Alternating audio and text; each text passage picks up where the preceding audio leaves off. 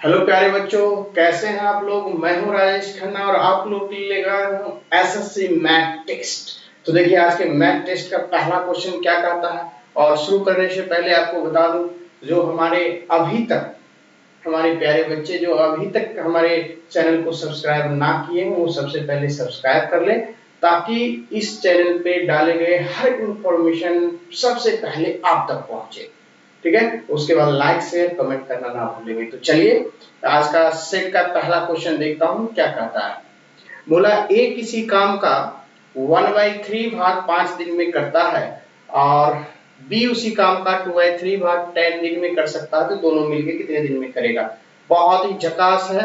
कहा यहाँ से ए जो है, देखिए यहाँ पे कहा यह ए जो है किसी काम का क्या करता है 1/3 भाग 5 दिन में करता है। तो कंप्लीट यानी 1/3 भाग इधर है तो इसको 3/1 कर दीजिए, ये कितना दिन हो जाएगा 15। ये निकल गया कि ए जो है उस काम को 15 दिन में करता है। और बी क्या करता है उसको देखिए, बी कहा 2/5 भाग 10 दिन में। तो 10 दिन में 2/5 करता है तो 5/2 कर दीजिए, टाइम निकल जाएगा यहाँ से 5, यानी कि ये 25। अब ए करता है 15 दिन में, बी करता है 25 दिन में। कहा दोनों मिलके कितने दिन में करेंगे, तो समयों का गुणनफल बट्टे समयों का योग, यहाँ से दोनों का योग कर लीजिए तो ये कितना हुआ 25 और 15 40।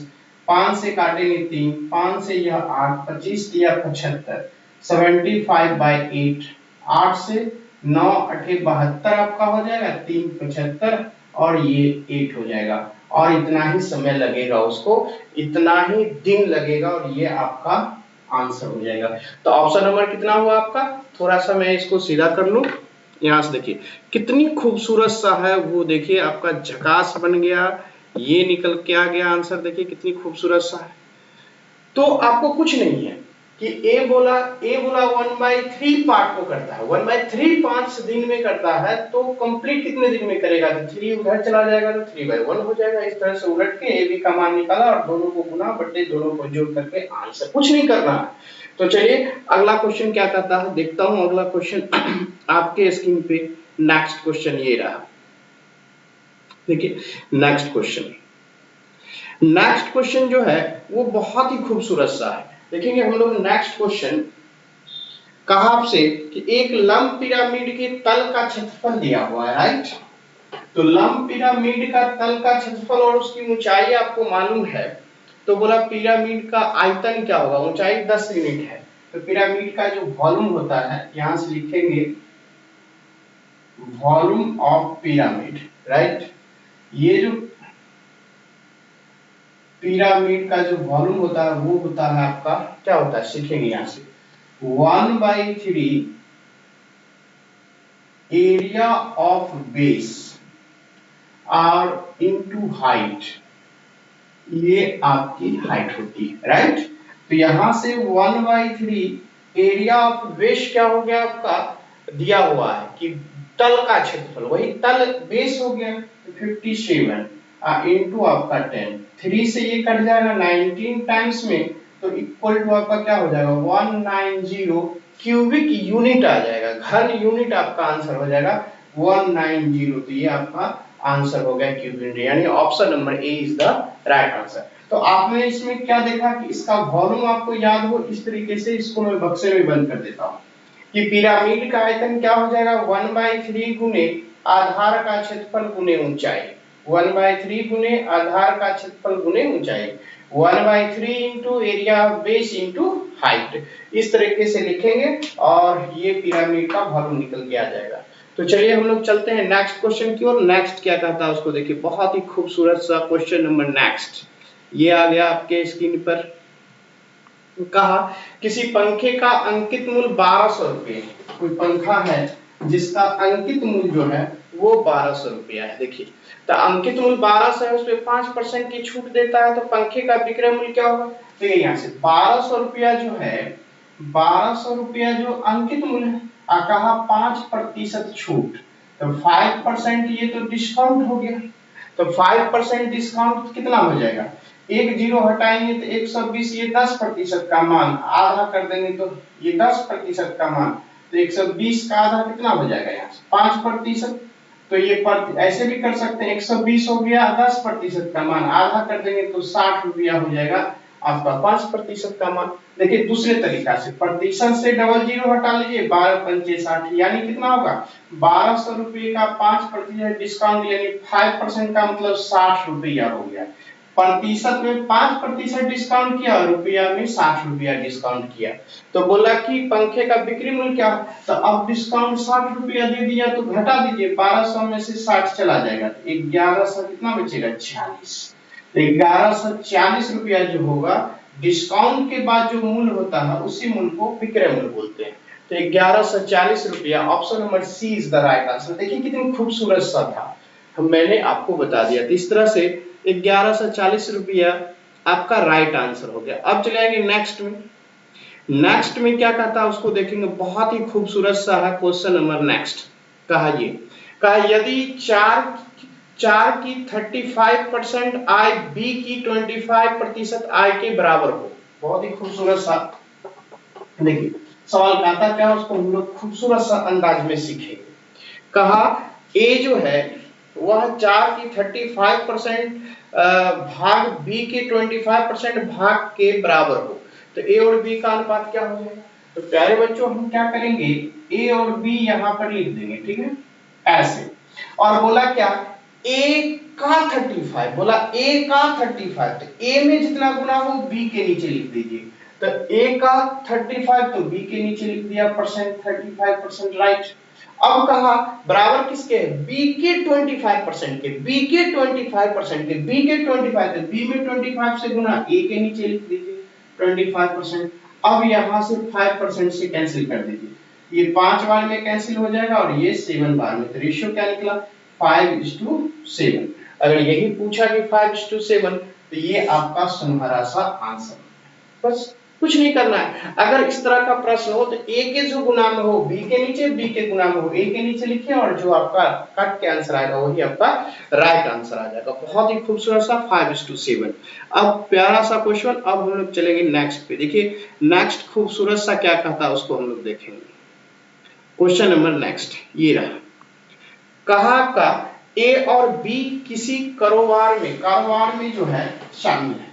कहा आपसे कि क्रमशः 3000 और 2400 रुपए का निवेश करता है। ए 3000 और बी 2400 का करता है। क्या कहता है कि ए 1 वर्ष के बाद 720 की, तो इस व्यापार में उसको क्या होता है, लाभ नहीं होता है, क्या होता है, हानि होती है। तो जब उसको हानि हुआ तो हानि का ही दोनों को बांटेगा कि मेरे पास हानि कितना हुआ, उसको हानि कितना होगा। तो जो जितनी पूंजी लगाता है उसी के रिस्पेक्ट में हानि या लाभ होता है। तो चलिए हम लोग करते हैं कि बी की पूछा कि बी को कितनी हानि हुई। तो यहां से चलेंगे, ए जो है और यह बी है। ए लगाया 3000 रुपया, ठीक है, और बी लगाया 2400 रुपया। लेकिन प्रश्न में आपको समय क्या कहता है, कहता है यदि 1 वर्ष बाद है, दोनों का टाइमिंग सेम है तो टाइमिंग लिखना कोई जरूरत नहीं है। तो आप इसको हम लोग काट देंगे 6 से काटेंगे तो 6 से कितना बार में, 600 से 600 से 4 बार में 2400 आ जाएगा, यानी 5:4 का रेशियो आ जाएगा। अब इसी अनुपात में उसका लाभ या हानि बांटा जाएगा। तो आपका यहाँ से 5 4 9 अनुपात में ये 9 हो गया तो हानि हो गया 720। तो अनुपात में 1 बराबर क्या होता है 80 रुपये की हानि हुई। लेकिन पूछा किसकी हानि चाहिए, तो हानि पूछा बी की हानि, तो बी का अनुपात में 4, तो अनुपात में 4 बराबर कितना होगा 1 बराबर 80, तो 4 से इसको मल्टीप्लाई कर देंगे, 320 रुपया जो है वो आपका हानि। तो इस तरह से प्रैक्टिस करते रहिए, बहुत ही मजा आ जाएगा। बहुत ही सुनहरे अक्षरों से चल रहा है प्यारे बच्चों। आप कमेंट करके बताइएगा कि मुझे झकास और अच्छा लग रहा है। चलिए आएंगे नेक्स्ट खूबसूरत सा आंसर पे। ये रहा शानदार और शानदार, देखिए कितनी एकदम झकास क्वेश्चन आया आपके सामने। बोला 6:1/4% ऑफ, ठीक है, क्या बोला यहाँ से, ऑफ 1600 12:1/2% ऑफ 800 किसके बराबर है। तो कुछ नहीं है, यहां से मैं लिखूंगा 6:1/4%, ठीक है। ऑफ की जगह पे मैं गुना कर देता हूं, ऑफ हटा देता हूं, ऑफ का भी मतलब वही है, ठीक है। यहां से 6:1/4% यहां ऑफ की जगह पे इंटू कर लिया, और यहां से 1600, राइट। अब प्लस यहां से 800 आप गुना कर लिया यहाँ से कितना, ये आपका 12:1/2% इस तरह से।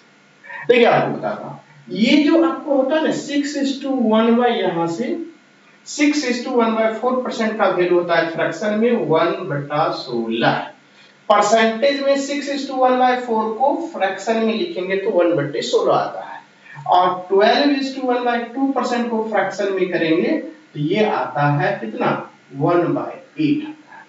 कितना आता है 12%। याद रखिएगा प्यारे बच्चों कि जहां भी आपको 12:1/2% हो तो उसका फ्रैक्शन में वैल्यू 1/8 होता है। अगर 6:1/4% हो तो फ्रैक्शन में वैल्यू आता है 1/16। इसको रिमेंबर करेंगे। रिमेंबर आपको मैंने यहां से पूरा कि 12 दूना 24 और 25 है, नीचे परसेंटेज हटाएंगे तो 100, तो 25 चौका 100, तो 4 दूना 8 तो 1/8 आ गया, बता दिया। फिर ये 6 अब 4 को मल्टीप्लाई करेंगे 24 और ये 25 और नीचे में 100 आएगा परसेंटेज के बदले 25 चौका 100, 4 4 क्या होगा 16, तो 1/16 क्लियर हो गया। तो अब ये 16 से इसको कैंसिल करेंगे तो ये 100 आ जाएगा, 8 से इसको कैंसिल करेंगे तो 100 आ जाएगा, और सुनहरे अक्षरों से दोनों को जोड़ लेंगे तो ये 200 आपका राइट आंसर हो जाएगा। जिस ऑप्शन में होगा झकास से टिक लगा लीजिए। देखिए कितनी खूबसूरत सा, ये लिखना पर आपको नहीं तो आप अगर देखो वो ये तो 16 कट जाएगा 100 ये कलम चलाने की भी जरूरत नहीं पड़ेगा, ऐसे मेंटली कैलकुलेट कर सकते हैं। नेक्स्ट क्वेश्चन पे आइए। देखिए नेक्स्ट खूबसूरत सा क्या कहता है उसको देखिए। क्वेश्चन नंबर 7 कहा 80 किलोमीटर प्रति घंटे की औसत से 80 किलोमीटर कोई औसत से जो है यहाँ पे आपका क्या कर रहा है, शताब्दी एक्सप्रेस कोलकाता से रांची 7 घंटे में पहुंचती है, राइट। तो बोला कोलकाता और रांची के बीच की दूरी, पहले दूरी बराबर होता क्या है, पहले तो स्पीड होता है, ठीक है, इनटू क्या होता है टाइम होता है। तो स्पीड तो यहाँ पे ऑलरेडी आपको दे चुका है, गिवन है 80 kilometre per hour, and time is also given, क्या है 7 आवर्स। तो कितना हो गया, आवर्स आवर्स कट जाएंगे, केवल बचेंगे किलोमीटर में। तो 7 8 कितना मल्टीप्लाइड होगा 56, 540 किलोमीटर इज राइट आंसर। जिस ऑप्शन में होगा टिक लगा लीजिए। देखिए एकदम झक्कास आंसर आ गया 560 किलोमीटर। क्या आया 560 किलोमीटर। बस कुछ नहीं, फार्मूला लिखा, डिस्टेंस बराबर स्पीड इनटू टाइम। ये आपका स्पीड है 80 किलोमीटर पर आवर, ये 7 आवर्स, आवर्स आवर्स कट गया तो जो बचा वो किलोमीटर में गुना करके लिखा, आपका ये सुनहरा सा आंसर।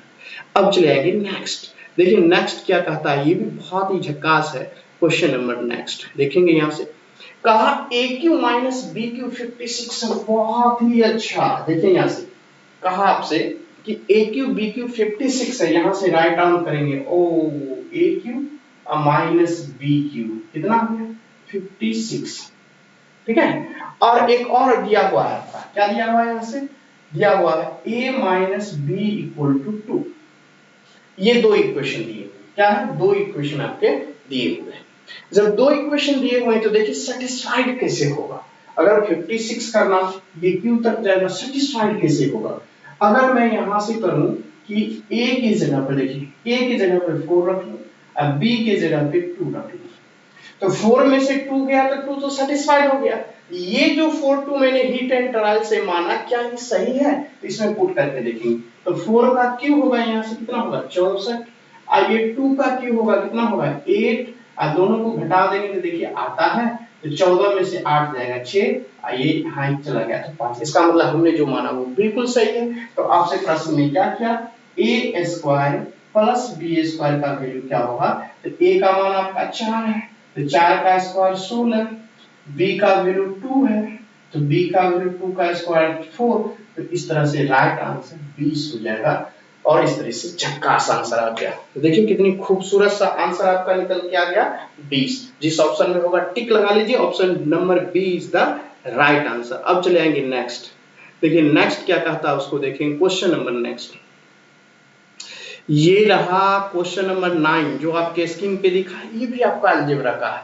देखिए खूबसूरत सा बन जाए, कुछ लिखना नहीं है जवाब, तो ये मैं लिखता हूँ आप लोगों के लिए, नहीं तो ये तो मेंटली कैलकुलेट हो जाएगा। वो ये सेटिस्फाइड कर रहा है, लगाओ टिक लगा के आंसर क्या। तो आप लोग एकदम बिल्कुल बताइएगा कि कैसा लग रहा है आज की क्लास, एकदम मजेदार धमाकेदार आपको होने वाली है। चलिए आइए अब यहाँ से एक्स स्क्वायर, इसको करेंगे x square 3x plus 1 equal to 0, right. अब कहता है कि x प्लस 1 बाय एक्स का मान क्या हो जाएगा, बहुत कुछ नहीं करना है, मान निकालना। तो आप क्या करेंगे, x से दोनों तरफ डिवाइड करेंगे, क्या करेंगे, दोनों तरफ डिवाइड करेंगे। x में x से डिवाइड करेंगे तो यहाँ से x, यहाँ से डिवाइड करेंगे तो 3, और यहाँ से क्या होगा 1 by x equal to 0, right. अब चलिए ये x हो गया, ये 1 बाय एक्स इक्वल टू क्या होगा 3, इस तरीके से, और ये right answer. x plus 1 by x equal to 3, ये तो पूछा ये x प्लस 1 बाय एक्स का मान क्या होगा, इस इक्वेशन गिवन था और इसमें x से दोनों तरफ डिवाइड कर दिए, तो डिवाइड करेंगे x स्क्वायर में x से तो x आएगा, 3x में x से डिवाइड करेंगे 3, और 1 में x से डिवाइड करेंगे तो x रह ही जाएगा 1 बाय x, और इस 3 को बराबर उस तरफ ले गया, माइनस था तो उधर जाके प्लस हो गया, इस तरह से x plus 1 by x equal to 3 आ गया। ये तो आंसर हो गया, जिस ऑप्शन में हो टिक लगा लीजिए, option number C is the right answer. Next question में आइए, क्या खूबसूरत सा है क्वेश्चन नंबर नेक्स्ट देखेंगे। यहां से क्वेश्चन नंबर नेक्स्ट जो है वो आपका ये है, देखिए ये भी आपका बहुत खूबसूरत सा, लेकिन ये ज्योमेट्री का क्वेश्चन। देखिए कहा x y त्रिभुज एबीसी की भुजाएं AB और AC के मध्य बिंदु, बहुत ही सुनहरा सा, यहां से देखिए ये आपका हो गया, ठीक है। कहा ABC है तो मैंने यहां से ABC बना दिया, कहा AB और AC के मध्य बिंदु है तो मध्य बिंदु को मिला दिया, यहां से ये y हो गया और ये जो हो गया ये x। अब उसने प्रश्न लिखा मध्य बिंदु है, मध्य बिंदु है ये 1:1 के अनुपात में, ये 1:1 के अनुपात में है, ठीक है। अब यहां से इसका मतलब ये मध्य बिंदु है तो ये भी 1, ठीक है, ये 1 है तो ये भी 1, इसका मतलब ये ऊपर वाला भाग अगर 1 हुआ तो टोटल भाग क्या होगा 2 होगा, ये टोटल भाग क्या हो जाएगा 2 हो जाएगा। हमने 1 1 अगर मिडिल पॉइंट्स बोला, इसका मतलब है ये 1 होगा अनुपात में तो ये पूरा भाग क्या हो जाएगा 2 हो जाएगा, जो कि जो रेशियो ये ऊपर वाले और पूरे लाइंस का अनुपात होता है वही इस दोनों में अनुपात होता है, ठीक है। जब ये मध्य बिंदु हो गया तो BC का हाफ होता है XY, BC का हाफ होता है XY। तो इस तरह से आपका गिवन क्या है, यहां से देखिए आपका यहां से गिवन है BC प्लस ये XY इक्वल टू 12, इसका मतलब ये BC जो है का हाफ XY है और दोनों का जोड़ अगर 12 है तो इसका मतलब क्या हो जाएगा, अगर BC को मैंने 8 मान लिया XY का क्या हो जाएगा 4, तो सेटिस्फाइड भी हो गया। अगर ये 2 बराबर 8 हो गया तो ये 1 बराबर कितना हो जाएगा 4, तो सेटिस्फाइड भी हो गया। तो 8 प्लस 4 भी 12 हो गया और यहाँ भी सेटिस्फाइड हो गया। इसका मतलब आपसे प्रश्न में क्या है कि BC माइनस XY का वैल्यू क्या होगा, तो 8 माइनस 4 इक्वल टू क्या होगा 2 होगा। बस यही तो आंसर होता है, आंसर निकल गया, यानी 2 units, option number D is the right answer. खूबसूरत सा हो गया, यही चीजें समझना। मैं इसको इक्वेशन लिख देता हूं इस तरह से ax बटा ab, ठीक है, और यहां से ay बटा yc, और यहां से xy बटा जो है वो आपका bc हो जाता है। ये तीनों आपस में बराबर होते हैं, याद रखिए। तो इससे भी बना सकते हैं लगा करके आप। ये दूसरा होता है जब ये मिडिल पॉइंट्स पे हो जाते हैं तो याद रखिएगा ये BC जो होता है वह 2xy के बराबर होता है। तो यहाँ पर जो है केवल इससे बन जाएगा, इसकी जरूरत नहीं पड़ेगा, केवल BC बराबर 2xy। अगर BC की जगह पे 2xy रखेंगे, देखिए एक बार BC की जगह पे 2xy रखेगा तो ये 2xy xy मिलके 3xy बराबर 12, तो 3 से काटेंगे तो xy बराबर 4 निकलेगा। जब xy बराबर 4 निकल जाएगा तो BC बराबर उसका दोगुना मतलब 1 निकल जाएगा। तो यहाँ पर केवल इससे जब ये मिडिल पॉइंट्स पे काटेगी तो ये BC का क्या होगी, थर्ड भुजा की आधा ही हो जाती है। बस झकास से निकल गया, और इसका भी बनाने की कोई जरूरत नहीं, ये भी मेंटली कैलकुलेट से आपका सवाल बन जाएगा।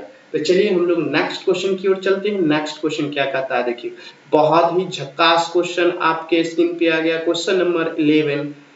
चलेंगे हम लोग देखेंगे 11 क्या कहता है। कहा एक समद्विबाहु त्रिभुज की आधार की लंबाई दिया हुआ, राइट, आइसोसेलेस ट्रायंगल। इसका मीनिंग ये हुआ कि कोई भी ट्रायंगल है इसके टू साइड्स इक्वल है, कोई भी ट्रायंगल है और इसके टू साइड्स इक्वल है। बोला आधार की लंबाई दिया गया, उसका परिमाप हो तो प्रत्येक समान जो भुजा है समभुजा की लंबाई। तो जो यहां से देखिए मान लेते हैं कि अगर वो आइसोसेलेस ट्रायंगल है, इसका मीनिंग क्या हो गया कि दो साइड्स इक्वल है, एक ये इक्वल है एक ये इक्वल है, तीसरी जो भुजा है वो आपका दिया गया है 2x प्लस नहीं 2x minus 2y plus 4z, ऐसा ही लिखा हुआ है ये भुजा, यानी 2x minus 2y plus 4z दिया हुआ है। अब टोटल का ऐड कर देंगे, यानी a मिलके कितना हो जाएगा 2a, अब प्लस यहाँ से 2x माइनस आपका 2y अब प्लस आपका ये 4z, यही तो परिमाप हो गया ना, तीनों भुजाओं का सम को परिमाप बोलते हैं, पेरीमीटर। तो जब पेरीमीटर बोलते हैं तो क्या होगा, पेरीमीटर दिया हुआ 4x यहाँ से माइनस 2y अब प्लस यहाँ से क्या है माइनस 2y प्लस 6z, इस तरीके से हो गया। अब देखिए 2y दोनों तरफ माइनस में तो कैंसिल हो जाएगा। अब यहाँ से क्या करेंगे, ये 2a हो गया और ये 2x उधर जाके घटेगा तो 2x हो जाएगा। अब 4z घटेगा उधर से तो प्लस क्या होगा 2z हो जाएगा। इसका मतलब प्रत्येक जो समान 2 से डिवाइड कर देंगे तो यहाँ से क्या हो जाएगा x प्लस z। इसका मतलब प्रत्येक भुजा जो समभुजा उसका मान क्या होगा x plus z। Option number D is the right answer. ये जो a है इसका मान क्या निकलेगा x प्लस z। तो हमने क्या किया कि ये तीनों भुजाओं को ऐड कर दिया, ये तीनों भुजा a प्लस a मिलके 2a और ये तीसरी भुजा ये पूरा, और इस तीनों भुजा का योग परिमाप, और परिमाप आपका गिवन था इक्वेट कर दिया और a का वैल्यू निकल गया। यही तो बोला कि प्रत्येक समभुजा की मान क्या हो जाएगी x plus z is the right answer. तो चलिए हम लोग नेक्स्ट क्वेश्चन पे चलता हूं, क्या कहता है उसको देखिए, बहुत ही खूबसूरत सा, ये भी देखते ही टिक लगने वाला। आज पूरी सेट में एकदम बहुत ही झकाझकास क्वेश्चन आ रहा है, देखिए एंजॉय कीजिए आप लोग और आगे की ओर देखते हैं। तो कहा आपसे कि cos स्क्वायर थीटा, यहां से देखिए ये आपका cos square theta minus cos theta इस तरह से, और आपका 3 cos थीटा है, 3 लगा लीजिए, अब प्लस आपका यहां से 2 और नीचे में दिया साइन आपका क्या है देखिए साइन क्यू थीटा, इस तरह से साइन क्यू नहीं है साइन स्क्वायर थीटा ही है। अब सवाल उठता है यहां से कि यह जो आपका दिया हुआ है इक्वल टू करके 1 दिया हुआ है, इसका पूरा वैल्यू जो है वो आपका 1 आ जाना चाहिए। तो हम लोग क्या करेंगे, थीटा की जगह पे अगर हम 60 डिग्री पुट कर लेते हैं, राइट, थीटा की जगह पे क्या पुट कर लेंगे, यहां से थीटा की जगह पे अगर हम 60 डिग्री पुट करके हल करते हैं तो देखिए सेटिस्फाइड होता है कि नहीं। ये तो हमने मान लिया, से का मीनिंग माना होता है, मान लिया। यहां से जब हमने मान लिया थीटा बराबर 60 डिग्री तो देखता हूं सेटिस्फाइड होता है। बोलेगा सर आप 90 भी ले सकते हैं, 45 भी ले सकते हैं, 30 भी ले सकते हैं, लेकिन मुझे यहाँ पे 60 इसलिए लगा कि 2 बार cos था, ठीक है, तो 2 बार cos था, इसमें स्क्वायर नहीं लगा हुआ है, ठीक है। तो अगर मैं यहाँ पे cos 30 लेता तो cos 30 का वैल्यू √3/2 होता है, √3 के फॉर्म में आ जाता। यहाँ cos 60 का वैल्यू √3/5 और यहाँ तो स्क्वायर लगा हुआ है, रूट वाला खत्म हो जाएगा। तो एक चीज ये भी ध्यान देना होता है कि जब आप एंगल पुट करते हैं तो ये भी चेक करके देखा जाता है कि मुझे कोई रूट वाला फॉर्मेट नहीं आ जाए। जैसे ही रूट के टर्म में फॉर्मेट आएगा तो फिर तो मुझे क्या होगा, एडिंग सब्ट्रैक्टिंग मल्टीप्लिकेशन तो फिर हार्ड हो ही जाएगी, तो फिर ये हिट एंड रन मेथड से पुट करने का कोई मीनिंग नहीं रह जाएगा, फिर तो हमको ज्यादा समय लग जाएगा। इस बात को भी ध्यान रखा जाता है कि हम नहीं रख सकते, अगर 45 भी रखते हैं तो √2 आ जाएगा, तो ये भी एक प्रॉब्लम समस्याएं हैं। तो ये सारी चीजें को देखते हुए सवाल को सॉल्व किया जाता है, राइट। तो चूंकि 90 रख नहीं सकते, 90 रखेंगे तो यहाँ तो 1 हो जाएगा, ये 0 हो जाएगा, ये तो 2 वैल्यू आ जाएगा। तो बहुत सारी चीजों क्या नहीं रख सकते, तो एक ही चीज से क्लियर हो रहा है कि इस इक्वेशन में हम क्या रखेंगे, तो 45 रखेंगे तो ये √2 के फॉर्मेट में इस टर्म रह ही जाएगा। अगर हम 30 रखते हैं तो ये √3/2 ये भी रह ही जाएगा। तो 30 और 45 और 90 तो ऐसा ही आपका छट गया, तो बचा एक 60 डिग्री। चेक कीजिए या ना कीजिए, मार सकते हैं आंसर और नहीं तो चेक कर लीजिए। तो 60 का वैल्यू क्या होता है 1/2, स्क्वायर लगा हुआ है तो क्या होगा वैल्यू, यहां से चेक कीजिएगा इसको 1/4 हो जाएगा। ये क्या हो जाएगा cos थीटा का वैल्यू cos 60 डिग्री, cos 60 का वैल्यू 1/2, 3 था ही यानी 1/2 से ये अब प्लस ये 2 ऊपर में आ गया। नीचे में क्या हो जाएगा cos 60 sin 60 डिग्री, स्क्वायर लगाएंगे तो 3/4 हो जाएगा। अब इस दोनों का एलसीएम ले लीजिए, 4 2 का एलसीएम 4 ही होगा, तो क्या हो जाएगा 1 माइनस 2 से 6 और ये 8 हो जाएगा, नीचे में 4, फिर यहाँ से क्या हो जाएगा 3/4, इस तरीके से 4 से 4 कैंसिल। अब देखिए यहाँ से क्या 8 और एक 9, 9 में से 6 गया 3, तो ये ऊपर में भी 3 और नीचे में भी 3 कट गया, तो क्या आंसर आ गया 1। इसका मतलब आप जो 60 डिग्री माने वो बिल्कुल क्या है सही है, क्योंकि 1 मेरा रिजल्ट है, बराबर 1 भी दिया हुआ है। इसका मतलब ये हो गया कि थीटा का मान अगर पूछ रहा है क्या होगा तो 60 डिग्री में टिक लगा दीजिए, यही आपका आंसर हो गया। ऐसे मैंने चेक करके भी बता दिया कि कैसे देखिए छटता है, 90 नहीं रख सकते, क्यों नहीं रख सकते, 2 आ जाता है, ठीक है। तो इस तरह से सारा चीजें आपको खुद मालूम चल जाएगा कि यही आंसर होगा ही, यही फायदा होता है क्लास करने का। तो चलिए आइए हम लोग नेक्स्ट क्वेश्चन पे। नेक्स्ट क्वेश्चन आपका ये है, देखिए कितनी खूबसूरत सा है क्वेश्चन नंबर नेक्स्ट आपका, ये शानदार। कहा यदि संख्याओं दिया हुआ, देखिए कितना प्यारा सा, हम लोग बहुत इंजॉय करके सवाल को पढ़ते हैं, कोई घबराहट नहीं है एकदम। हम लोग अभी इतना तक आ गए हैं, लगभग आपको हमको लगता है कि 30-35 सेट से ऊपर चल रहे होंगे, इतने एकदम सेट हम लोग पढ़ चुके हैं। अगर रेगुलर आप पढ़ते हैं, जो अगर हमारे नए स्टूडेंट आज जुड़े हैं, नए बच्चे हमारे जुड़े हैं, नए पहली बार अगर वीडियो को देख रहे हैं, तो आप सबसे पहले यहाँ से सेट 1 को देखिए, सेट 2 को देखिए, सब प्लेलिस्ट में डाला हुआ है। और ये देखने के बाद जो है तब यहाँ तक आइए, लगेगा कि नहीं आपको एनर्जी आ जाएगी। उसके बाद अलजेब्रा का, ट्राइगोनोमेट्री का कंसेप्ट दिया, उसको भी सीखे। मैं धीरे धीरे बहुत सारे कंसेप्ट को यूज करूंगा। तो चलिए यहाँ से कहा यदि संख्याओं, यहाँ पे 3√9, यहाँ पे 3√9 दिया हुआ है, राइट।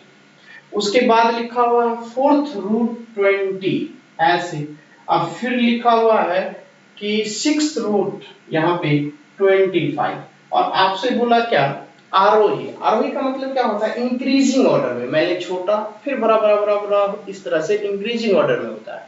तो बोला कि सही व्यवस्था क्या है, तो सबसे पहले जान लेते हैं कि ये जो आपका है ना, यहाँ पे ये वाली टर्म सब का एलसीएम ले लेते हैं। जो करने में 3 है, 4 है, 6 का एलसीएम कितना होगा 12। अब यहाँ से करने में क्या बना देंगे, सबको 12, तो यहाँ पे 12 बना दिए था 3, तो 3 से इस 12 में डिवाइड करेंगे, 3 से इस 12 में डिवाइड के 4, अंदर में 9/4 लिख लीजिए। फिर यहाँ से देखिए यहाँ पे क्या होगा, फिर ये क्या हो जाएगा 12 बना लीजिएगा, था 4 तो इस 12 बनाए तो 4 से इस 12 को भाग कर दीजिएगा 3, यानी अंदर में 3 लिख लीजिएगा। फिर यहाँ से आ जाएगा ये 12 यहाँ पर 6 था, 12 बनाइएगा क्या हो जाएगा, 6 से इस 12 को डिवाइड करेंगे 2, यानी 25/2।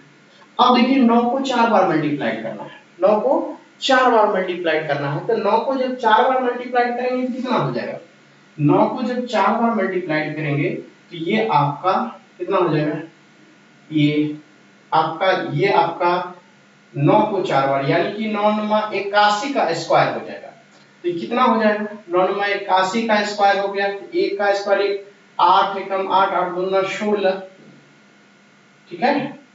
ये हो जाएगा कितना, 8 दूना 16 का 6, अब बचा कितना यहाँ से 1, 1 बच गया, 1 बच गया तो क्या होगा आपका, फिर से 8 64, 1 65, 65 61 हो गया। अब ये अंदर में कितना हो जाएगा, 2 का क्यूब 8 होता है, उस पे 3 बार है, तो ऐसे 25 का स्क्वायर कितना हो जाएगा 625। अब प्यारे बच्चों आपको ये दिखाना है कि अब देखिए सवाल कितनी बेहतरीन है, ठीक है। तो अब जब बेहतरीन है तो अब यहाँ से 625 लगता है ढक गया तो नहीं दिख रहा है, तो इसको मैं दिखाता हूँ 625 को ऐसे, देखिए थोड़ा सा मैंने छोटा कर दिया, अब यहाँ से 625 है। अब आपको देखिए सबसे छोटा कौन सा है 625, तो इस वाले टर्म को सबसे छोटा ये है, ये क्या है, उसके बाद ये छोटा और सबसे बड़ा ये है, ये आपका सबसे छोटा है, सबसे, चूंकि इंक्रीजिंग ऑर्डर में लिखना, आरोही क्रम में लिखना है इन असेंडिंग ऑर्डर उसको बोलते हैं, आरोही असेंडिंग ऑर्डर। तो असेंडिंग ऑर्डर में लिखेंगे तो क्या लिखेंगे, सबसे पहले यहाँ पे छोटा वाला 625 6 और ये 25, उसके बाद क्या लिखाएगा आपका, उसके बाद लिखाएगा ये वाला टर्म, ये कितना है 3rd√9, राइट। उसके बाद लिखाएगा सबसे बड़ा ये 4th√20, और ये ऑप्शन में देखिए इसी को बोलते हैं, अगर ऑर्डर में लिखेंगे कि ये ऐसे लिखेंगे सबसे और इस तरीके से, तो तो ऑप्शन में देख लीजिए, अगर कोमा लगा होगा तो कोमा भी लिख सकते हैं, ये सिंबल लगा हुआ तो सिंबल भी लिख सकते हैं। तो देख लीजिए कौन सा ऑप्शन सेटिस्फाइड है वो लिख लीजिए। 13 का ऑप्शन नंबर क्या है 6√25, यहां से 25 6 जो है उसका आंसर कितना 25 प्लस 3/9 आपका ऑप्शन नंबर डी में, और 4/20 ऑप्शन नंबर किसमें डी में। तो इस तरह से सही तो आंसर आ गया, option number D is the right answer. कुछ नहीं करना है, ये करने वाले को एलसीएम लेके यहाँ पे लिखिए या मन में लिखिए, लिख भी सकते हैं मन में कर सकते हैं। उसके बाद सबको बना दीजिए 12, लेकिन था 3 आपने बना दिया 12, तो 12 को 3 से डिवाइड कर दीजिएगा, जो आएगा शेषफल उसको अंदर वाले जो आपकी संख्या है उसके पावर के रूप में लिख दीजिएगा, और उसके बाद देख लीजिएगा कौन छोटा कौन बड़ा, खटाखट आपका आंसर आ जाएगा। तो चलता हूं नेक्स्ट क्वेश्चन पे। आज का ये भी क्वेश्चन आपको लगा झकास, चलिए खटाखट हम लोग चलते हैं। ये रहा क्वेश्चन नंबर 14। देखिए कितना लंबा चौड़ा है, लेकिन लंबा चौड़ा पे मैंने आपको दे चुका हूं लेक्चर कि क्वेश्चन अगर लंबा चौड़ा हो तो सवाल इजी वे में बनता है, घबराने की कोई जरूरत ना है। तो चले आइए हम लोग यहाँ से। कहा 100 के दर्शकों के पहले दिन प्रति व्यक्ति 15 रुपया, दूसरे दिन प्रति व्यक्ति 7.5 रुपया, तीसरे दिन 2.5 रुपया वसूले जाते हैं। अगर तीनों दिनों की कुल उपस्थिति है, ये पहला दिन की संख्या है, दूसरे दिन की संख्या है, और ये तीसरे दिन की संख्या है, राइट। यहाँ पे लिया कहा था 2, 5, 13, 2 का 5 का 13 का, ये तो नंबर्स है, क्या है नंबर्स है, राइट। लेकिन प्राइस उसकी वैल्यू कितने, वैल्यू हो जाएगा, भी से वैल्यू बनाया मतलब प्राइस। पहले दिन के 15 रुपया, दूसरे दिन के 7.5 रुपया, तीसरे दिन के 2.5 रुपया। मैंने दोनों को लिख लिया। अब आपसे क्या कहता है कि पूरे तीनों दिन के लिए प्रति व्यक्ति औसत मूल्य कितना, तो आपका कितना यहाँ से कितना मूल्य हो जाएगा, यानी कि नंबर्स और वैल्यू को मैंने लिखा। पहला दिन 2 ही व्यक्ति गया लेकिन 15 रुपया, पहले दिन का रुपया कितना हो गया 30, ये हो गया 7.5। अब दूसरा दिन 5 व्यक्ति गया लेकिन उसका टिकट मतलब 7.5, तो 7.5 को 5 से मल्टीप्लाई करके कितना होगा 5 25 25 2 7 25 35 2 37, ये हो गया। फिर तीसरे दिन क्या है, तीसरे दिन 13 व्यक्ति गया लेकिन 2.5, तो 13 से मल्टीप्लाई कर दीजिए, 13 25 65 का 5 बचा 6, और 13 दूना 26 और 6 32। अब यहाँ से देखिए आप मल्टीप्लाई कर लीजिए तो कितना हो जाएगा, यहाँ से मल्टीप्लाई कीजिएगा 5 5 0, और ये 7 9 1 0, और 3 3 9 1 10, 100 रुपया हो गया। तो अब 100 हो गया टोटल पूरा। एवरेज क्या हो जाएगा, एवरेज यानी संख्या से क्या करेंगे, उसको संख्या से हम लोग मल्टीप्लाई करेंगे। संख्या कितनी हो जाएगी 13 5 18 2 20, तो ये 20 से डिवाइड कर लीजिए तो कितना आ जाएगा 5। ये तो आपका 5 जो है वो आंसर हो जाएगी। उसने बोला कि पूरे तीनों दिनों के लिए प्रति व्यक्ति औसत वसूली कितनी, तो तीनों दिन मिलाकर के प्रति व्यक्ति यानी 5 रुपया जो है पर व्यक्ति यानी पर्सन आपका कलेक्शन हो रहा, वसूल रहे हैं आप, ठीक है। 5 रुपया एवरेज निकला 5 रुपया। ये जो 15 रुपया लेते हैं, 2.5 रुपया लेते हैं, 7.5 रुपया लेते हैं, ये सबको अगर एवरेज की बात करूं तो हम 5 रुपया प्रति व्यक्ति ले रहे हैं, जो कि तीनों दिन बना के मैंने तीनों दिन मिला के 100 रुपया हुआ, और व्यक्ति की संख्या 20 हुई, डिवाइड कर दिया, आपका एवरेज निकल गया 5 रुपया पर पर्सन। और इसी तरह से राइट आंसर कितना हो गया 5 रुपये पर पर्सन, यानी option number A is the right answer. चलिए आइए अब आता हूं खूबसूरत सा क्वेश्चन नेक्स्ट, और ये अलजेब्रा देखिए क्या झकास क्वेश्चन है। क्वेश्चन नंबर 15, क्वेश्चन नंबर 15 कहता है, उसको देखेंगे, बहुत ही झकास है। कहा आपसे यदि 2a प्लस a और 2b प्लस b और 2c plus c equal to 4 दिया हुआ है, 2a बाई यहां से a, ठीक है, plus 2 plus b by b, अब plus 2 plus c by c equal to 4, ये राइट आंसर। सवाल आपसे पूछता है, सवाल आपसे पूछा बहुत ही खूबसूरत सा है। मैं सवाल से पहले एक थोड़ा सा बता देता हूँ एक चीज यहाँ पे, कि थोड़ा सा कि अगर आपको देखिए कहीं पे अगर यहाँ पे x प्लस वाई लिखा हुआ है, ठीक है, अब बटे में z लिखा हुआ, तो क्या आप x बटा z अब y बटा z ना लिख सकते हैं? यस और नो बताइएगा, बताइएगा आप कहीं पे x प्लस वाई बटा z लिखा हो तो क्या x बटे z नहीं लिख सकते हैं, y बटे z नहीं लिख सकते हैं? ये इसी का प्रूफ है। ये ऐसे लिखे या ऐसे को ऐसे लिख सकते हैं, भिन्न का जोड़ बना के, राइट।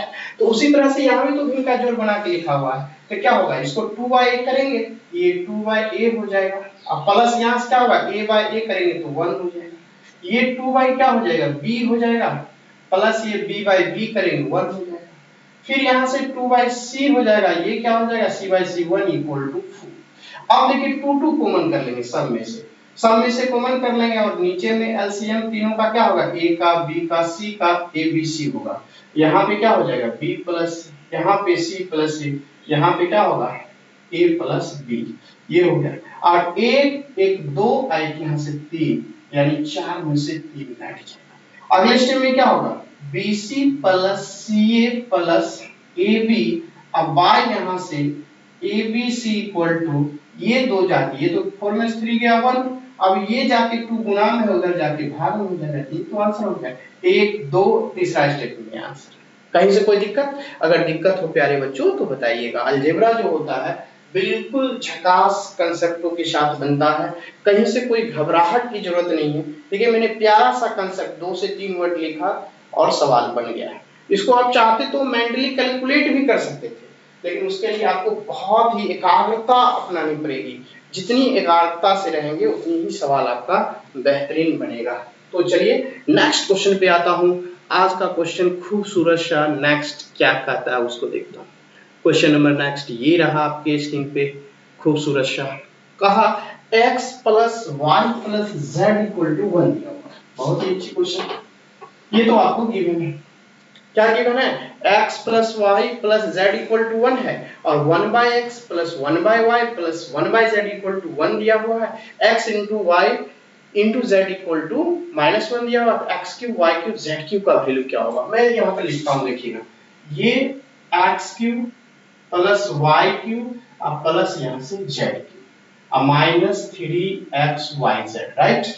ये जो फॉर्मूला होता है, होता क्या है, ये formula x plus y plus z into में होता है x का स्क्वायर y का स्क्वायर z का square minus xy minus yz minus zx का। आप समझ गए होंगे, ये फॉर्मूला होता है, मैंने आपके स्क्रीन पे लिख दिया यहाँ तक। अब सवाल उठता है, देखिए सवाल क्या है कि यहाँ पे x y z का तो मान आप जानते हैं, x plus y plus z का वैल्यू आपको पता है, लेकिन x square y square z का वैल्यू मालूम है, नहीं मालूम है।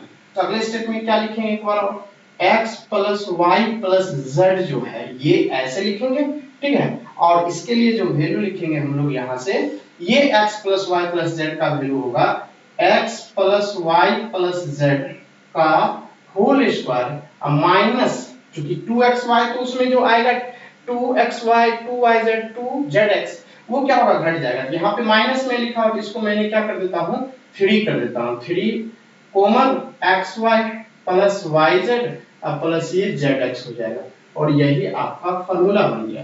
अब यहाँ पे लिखिए, इसका तो मान ही निकालना है, x क्यूब और ये y क्यूब और ये आपका z क्यूब, यहाँ से क्या हो जाएगा, देखिए मान जब निकालना -3xyz, तो xyz xyz का वैल्यू गुना में -1 पुट करेंगे तो प्लस आपका 3 हो जाएगा। यहाँ से ये xyz का वैल्यू कितना दिया होगा, 1, तो 1 रख दिया, फिर ये xyz का वैल्यू 1 का स्क्वायर -3, और ये जो आपका xy plus yz plus zx का वैल्यू जो होगा वो क्या हो जाएगा, क्योंकि इसका भी मान तो चाहिए, विदाउट इसका तो मान आप कर नहीं सकते हैं। तो इसके लिए आप क्या करेंगे, यहाँ से देखिए कितनी खूबसूरत शायद मैं बताता हूँ यहाँ पे, कि जब आप इसमें से x y z कॉमन कर लेंगे, इसमें से ये हो जाएगा 1/x, राइट, ये हो जाएगा यहाँ से 1/y, तो ये xy है ना, तो पहले टर्म पे xy रखना है तो क्या हो जाएगा z, फिर यहाँ से बीच में yz रखना है तो क्या हो जाएगा yz, यानी कि x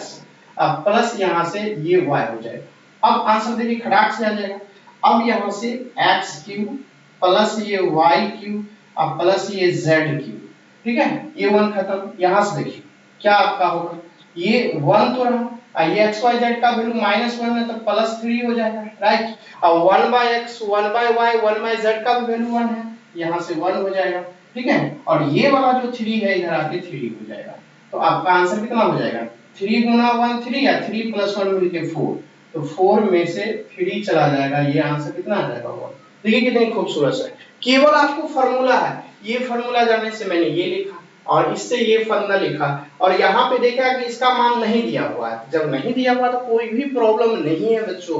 करेंगे क्या हम लोग, करेंगे क्या, बस 1/z 1/x, इसको x y z कॉमन ले लिए, फिर इसी से मल्टीप्लाई कीजिएगा, देखिए z कट जाएगा, x y बचेगा, फिर इससे मल्टीप्लाई कीजिएगा, x कट जाएगा, y z बचेगा, फिर इससे कीजिएगा तो आपका y कट जाएगा, zx बचेगा। वही तो चीज है, आंसर निकल गया। फॉर्मूला बेस्ड क्वेश्चन था, आंसर झकास से निकल गया। चलिए आएंगे नेक्स्ट क्वेश्चन पे। आइए कितना खूबसूरत सा है वो देखिए। क्वेश्चन नंबर नेक्स्ट ये रहा आपके स्क्रीन पे। क्वेश्चन नंबर नेक्स्ट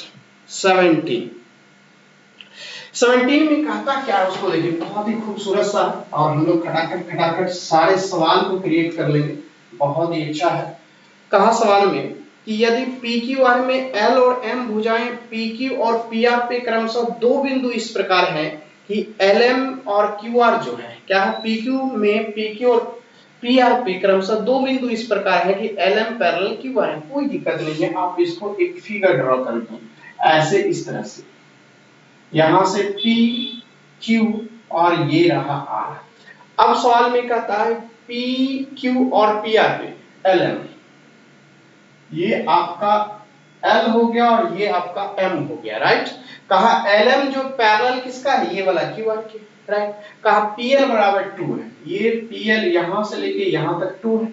फिर आपसे बोला LQ बराबर L से Q ये 6 है, यहां से यहां ये हो जाएगा, ये आपका LQ जो होगा ये आपका 6 है। फिर इधर से बोला P जो है वो PM जो है 1.5, ये 1.5।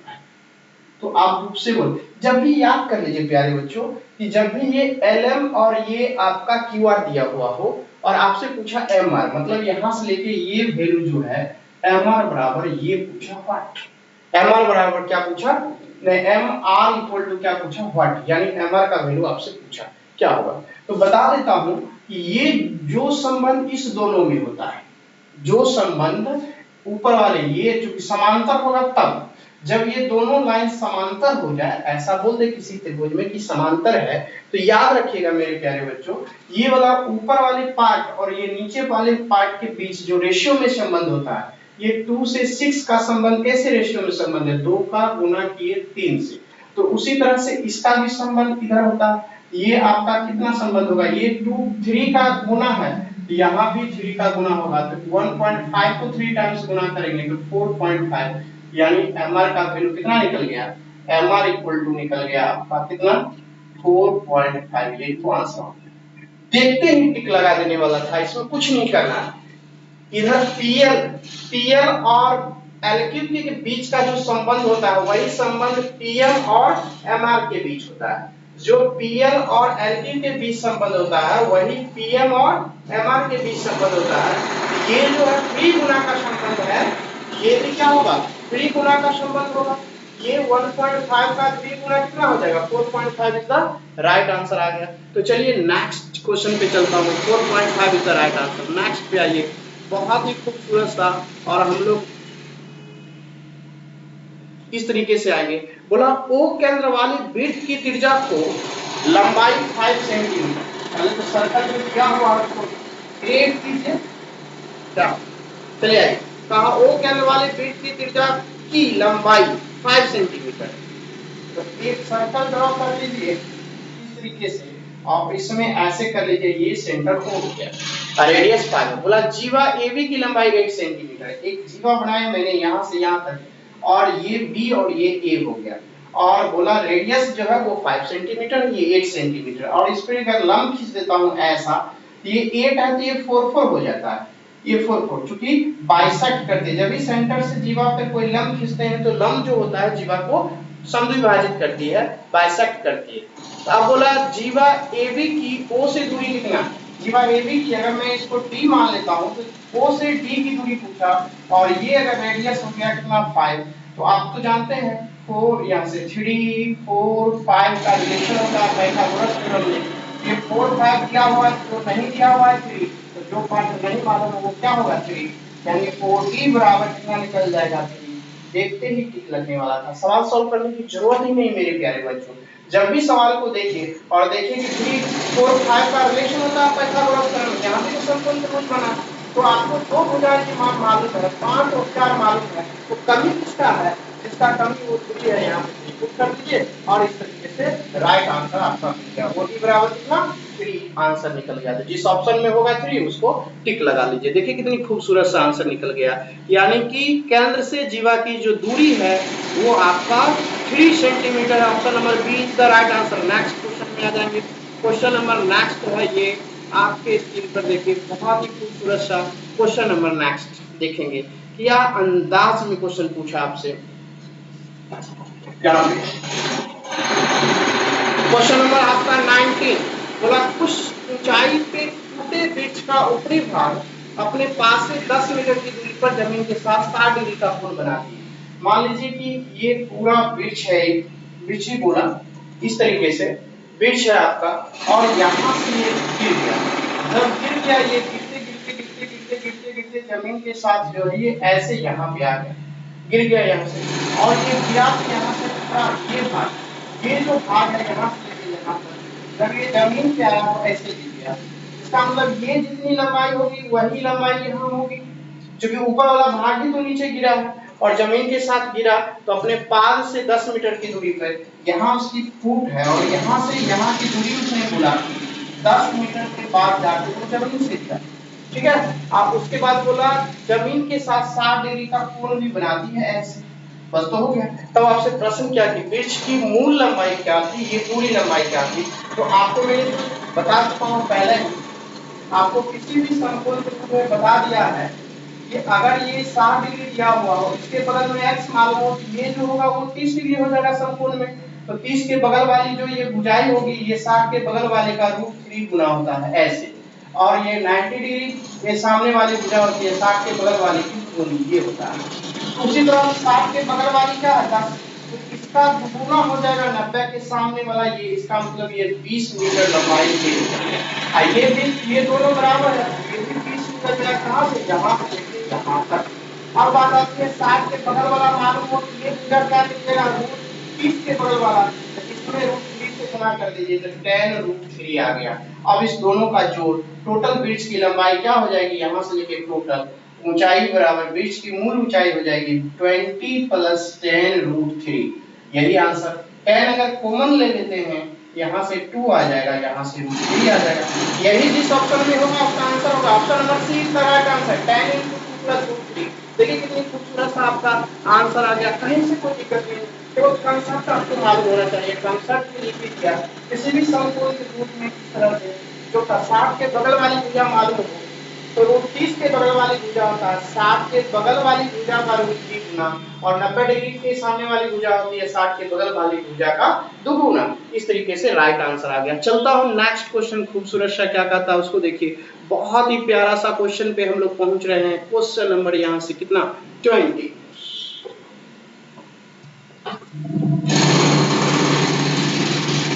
क्वेश्चन नंबर 20 में बोला 5% वार्षिक दर से 2500 रुपए का 2 वर्ष का चक्रवृद्धि ब्याज कितना होगा, ये पूछा आपसे।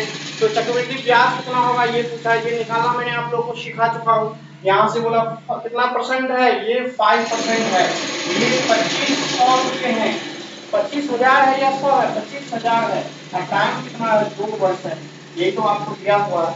तो आपको निकालना है क्या चक्रवृद्धि ब्याज। चक्रवृद्धि ब्याज कैसे निकालेंगे मेरे प्यारे बच्चों, देखिए मैं बताऊं 5% है, तो 5% है, इसका मतलब क्या हो जाएगा, इस 5% से क्या 2 वर्ष का निकालना है, पहला वर्ष और यहाँ से दूसरा वर्ष। देखिए कितना इजी मेथड होता है।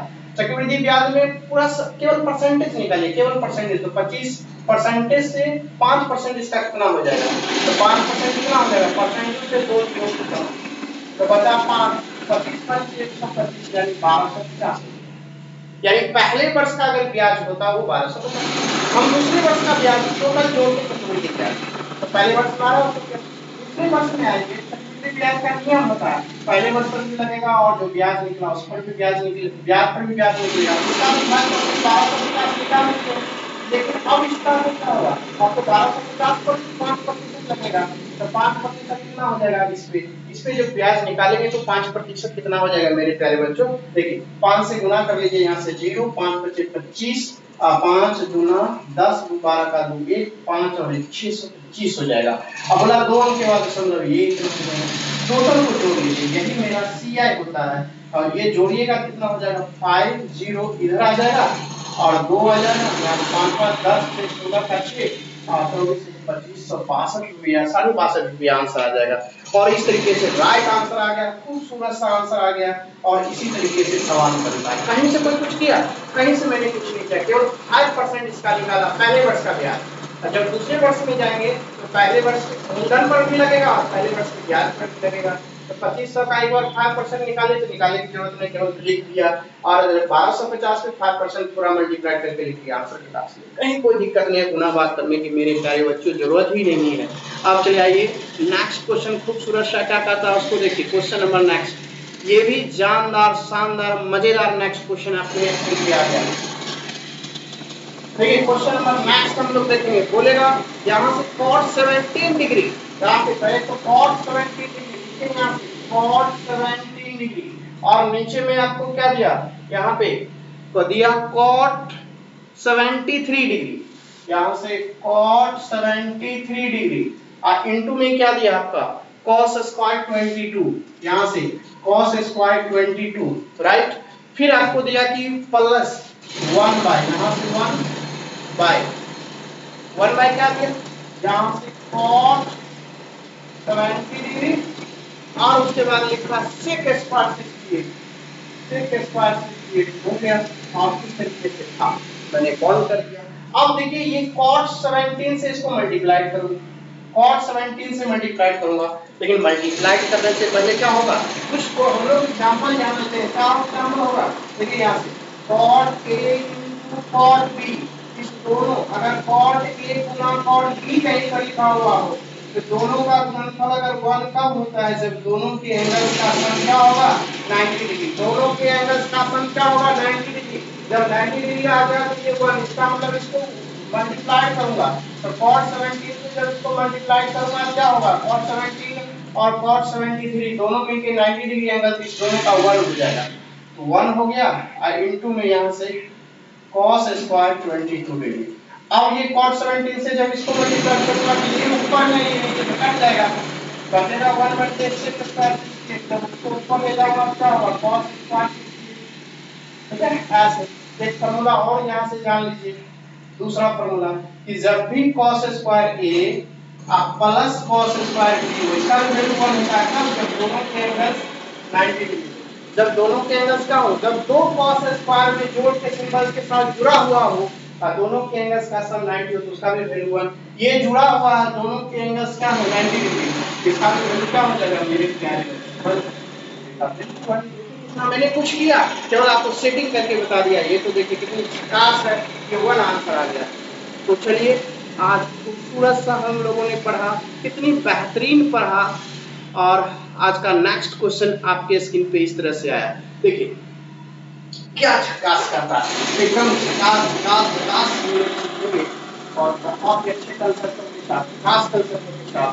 बोला 6 संख्याओं का औसत कितनी है x, बोला 6 संख्याओं का औसत कितनी है x है, तो 6 संख्याओं का औसत x है, उनमें से 3 संख्या का औसत, 6 संख्याओं का औसत x, इसका मतलब 6 संख्याओं का योग 6x, यस हो गया, योग 6 संख्याओं का 6, बोला उनमें से 3 संख्याओं का औसत हुआ, यानी 3 संख्या का योग कितना हो गया 3y।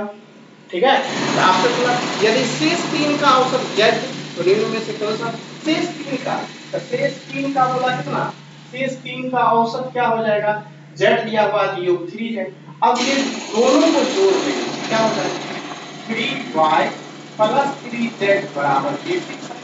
क्या 3 संख्याओं का, ये 3 संख्याओं का, ये दोनों संख्याओं का जोड़फल पूरे 6 संख्याओं का बराबर होगा, ये y प्लस z बराबर 2x, यही दोनों में रिलेशन होगा according to condition, y plus z equal to 2x। Option number B is the right answer. तो देखिए आज का क्वेश्चन कितना मजेदार, पहले बोला 6 संख्याओं का औसत x, मैंने योग कर दिया 6 गुने x बराबर 6 संख्या का योग, फिर बोला कि 3 संख्याओं का औसत y, तो 3y का योग निकल गया, फिर बोला कि फिर बोला शेष 3 संख्याओं का औसत z, योग हो गया 3z। अब इस दोनों संख्याओं को जोड़ लिया 3y 3z, तो 6 संख्या का योग इधर से और ऊपर वाला 6 संख्याओं का योग, तो टोटल 6 संख्या का योग बराबर 6 संख्या का योग, 3 से डिवाइड कर दिया, आपका आंसर निकल गया। इस तरह से आज मैं उम्मीद करता हूँ कि आज आपको बहुत ही मजा आया होगा, बहुत ही अच्छा लगा होगा, बहुत ही मजेदार, जानदार, शानदार से चल रहा है मेरे प्यारे बच्चों। अगर चल रहा होगा तो इसे लाइक, कमेंट, शेयर करना ना भूलेंगे। चलिए हम लोग फिर मिलते हैं नए जोश और उत्साह के साथ अगले वीडियो में। तब तक के लिए थैंक यू, धन्यवाद।